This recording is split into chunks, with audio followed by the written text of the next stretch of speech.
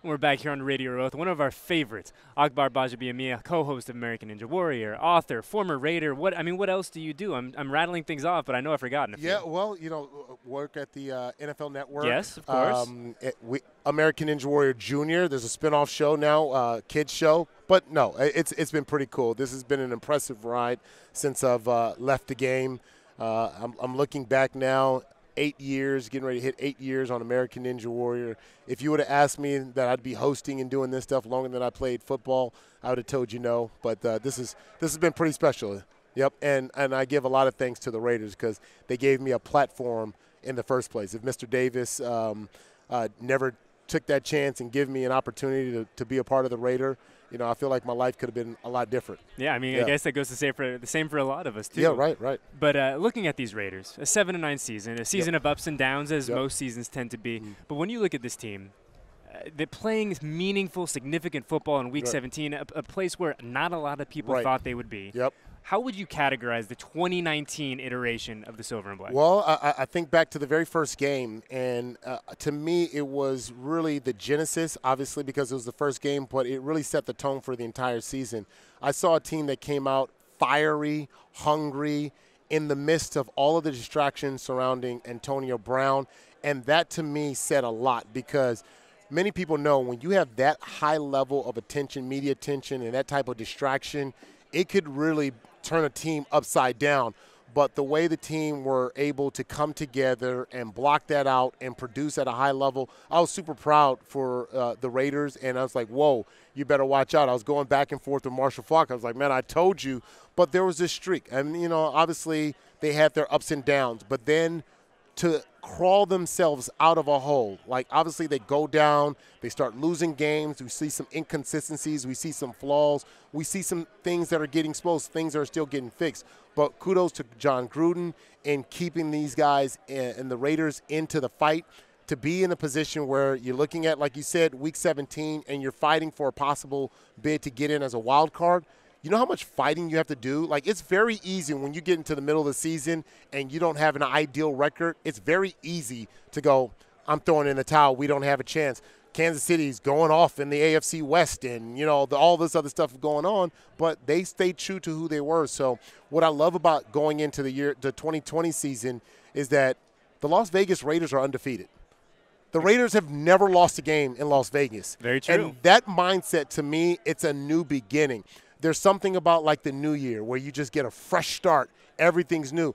Like we can take the stuff that we've struggled with as the Oakland Raiders and we can wash that away. That doesn't get carried over to the Las Vegas Raiders. There are no stats. And we live in a generation where everybody's addicted to stats. There are no stats that are associated with the Las Vegas Raiders. Everything is brand new. I had a chance to walk the stadium. We got to come up with a new name for that stadium because I know it's the Allegiant Stadium, but there's got to be a nickname attached to it. The one that we've heard floated around a bunch is Star the Wars. Death Star. The Death Star. It looks on it. I know. Right? It has to be. So the Cowboys have to open up in that game, even though I don't think they're the first game in that stadium. I don't know. I don't think we know. Honestly, you probably have a better idea than we do. But how will that be? The Raiders open up in 2020 season with the Cowboys. The nickname is the Death Star. This is what I want. The Imperial March to get dun dun dun dun dun dun dun dun. Cue the flames. Oh, you see it. You see it. See, we're producing, baby. Yes, we're producing right now. That would be so cold. But I had a chance to walk it because that's also the place where we shoot American Ninja Warrior, our championship. It's our Super Bowl, our finals. We shoot it in Las Vegas. Just across the way, you can see the stadium. You can see the set of American Ninja Warrior. So to me, it's just like, man, this is my two worlds collide in Las Vegas. So I'm super excited about the birth of the Raiders in Las Vegas. Right next in Henderson, I got a chance to see where they're going to build next to the private airport. You get to see where they're going to build the new facility. It's going to be cool. It's going to be special. From a player's point of view, everything's going to be new. It's going to be shiny. The facility's going to be top of the line. We had a chance to tour it a week ago. We saw the facility's stadium. up already? So we saw we went through it. It's still a construction zone. Oh, okay. The exterior is like, it essentially looks done. Yep. But we went inside. We saw the meeting rooms. There's still, it's a construction zone. You had to wear the hard hat and everything. Yep. But everything is going to be top of the line.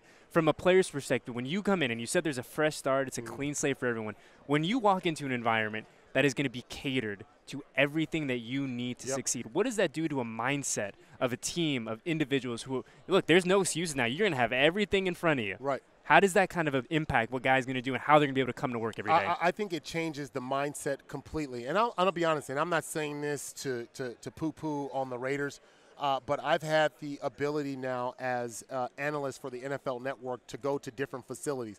I've been to the Cleveland Browns facilities. I've been to some of the top facilities in the NFL, and I've seen different guys in different setups.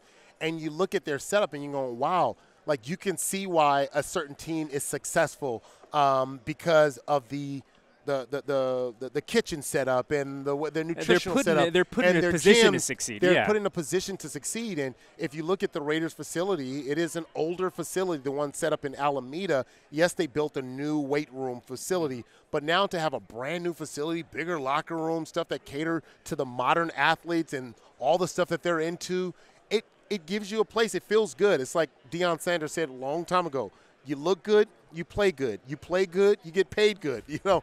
And all of a sudden, if you've got a good home environment that makes you feel good about yourself, all those other things become true. 100%. 100%. And it's interesting to me, too, to kind of – we were talking to him actually a couple hours ago where he said it feels – the team right now feels kind of like a college team a little bit because you have all these young guys, and he goes, you look around – I'm not going anywhere. Josh isn't going anywhere. The punter's not going anywhere. The fullback's not going anywhere. He goes, it feels like we had like a really good recruiting class. And he's like, and we're excited to come back to work. I mean, you look at the state of this team, and there's a lot of exciting pieces in this young nucleus that now have a chance to grow. Yeah, Josh Jacobs, I think, is leading that. And it was cool because after the Chargers game, he and I flew back to Atlanta.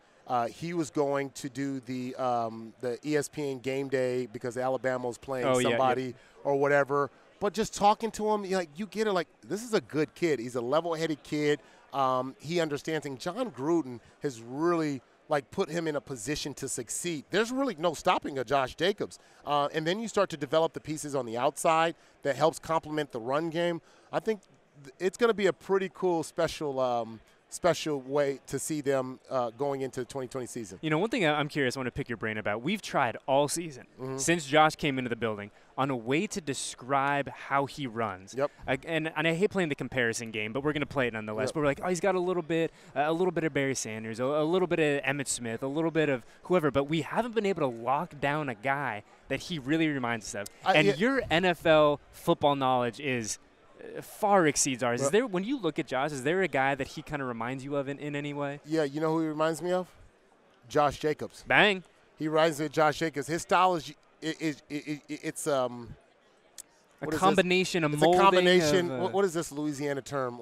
A gumbo. Gumbo. There you go. There it is. It's like a gumbo, jambalaya. Like it's just a bunch of stuff all mixed in. An etouffee. Right? Like little etouffee. But yeah, he really is a special talent. But I don't know that you can just say he is, because that's something that I think it's a crutch for NFL analysts to say he reminds me of this guy. But Josh Jacobs really reminds me of Josh Jacobs. He's special in his unique way, and surely he can get. There are a lot of areas he can get better. I think he can get better in the receiving game. I think he could be a lot better, and he's done a lot. That's just, I mean, he's already done a lot, but I think he could be even a lot more lethal on the outside as well in the passing game. Yeah, I agree 100%. And before we get you out of here, Akbar, I got to ask, I'm at the point now. I'm getting a little bit older. I'm not old yet, but I'm thinking about buying a house. I'm thinking about making these bigger investments in my life and trying to get at a good place with the X's and O's, with the dollars and cents, if you will. And you're here today because you also believe that being tight in that area is also very important as well. Yeah, you know, I think back to my rookie year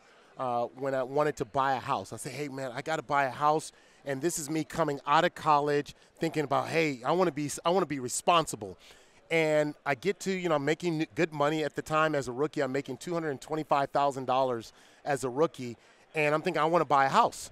And I go to fill out the application, and they go, oh, well, your credit score doesn't necessarily meet what we're looking for, and your rate is going to be this. This is going to be your payment. I'm like, ooh. I said, no, I better rent. So I ended up renting, but I didn't have even though I had the income to support buying a home, I didn't have the credit score to get a favorable interest rate. And I'm now partnered up with Experian, and with Experian, they have a new tool called Boost. And you can go to Experian.com/BoostAmerica, where you can now, in a non-traditional way, help to increase your credit score. So you can now add, as far as your history, you can add your utility bills, you can add your cell phone bill, and those things that you add to your credit history allows you to now allows Experian now to record these transactions that you're making monthly, and you get credit for that. It's like I've been good on my cell phone bill and good on my utilities, but no one's giving me credit for it. Now you get credit for it, and that can now increase your credit score from a 640 to a 680 perhaps, or whatever it might be. Whatever those variables are, it allows you to grow and boost your credit, hence the name Boost. You can also download the Experian app and get to the Experian Boost. And to me, it gives the consumer now more control over their credit score. And that to me is overall important as far as financial health. And then also too, it's not this thing that just sits in the background anymore. It's something now that it's tangible. You can touch, you can control it, almost like a video game where you can control it. You can see the number and where you are, and you have a say now. And this is cool because technology is now giving us a say. We see how Twitter and Instagram gives people a say. They say whatever they want. Now you have a say in your own credit, history. You know, my fiance and I were talking literally last week about how this is what they should teach you in school. I know. This is the stuff that would have been really beneficial to know. It's like go to school, learn algebra, exactly. Learn social studies, but nobody talks about finances. Nobody talks about credit score. Why did I have to wait to become a rookie in the Raider, and then for the first time somebody tells you, yeah, I'm sorry, you can't buy a house because you don't have credit? Nobody. I was told to save my money and invest. Nobody told me about my credit score. And so anyways, now I purchased a home. Years later now I've purchased a home, and my credit score, and by boosting my credit score, I was able to get me from, instead of having a 4.2 interest rate, 3.5. That's a huge saving when you talk about being able to have a monthly mortgage payment. And that's what it's about. Well, Akbar, we appreciate you, man. This is becoming one of my favorite Super Bowl editions. I know, a chance man. to catch up with you. Good luck on everything, man. We'll kick you around. I got to come see you down in Vegas. Yes, man. please do. Get a tour of the facility. You have an open invite on the podcast anytime you want. All right, sounds Akbar Gbajabiamila.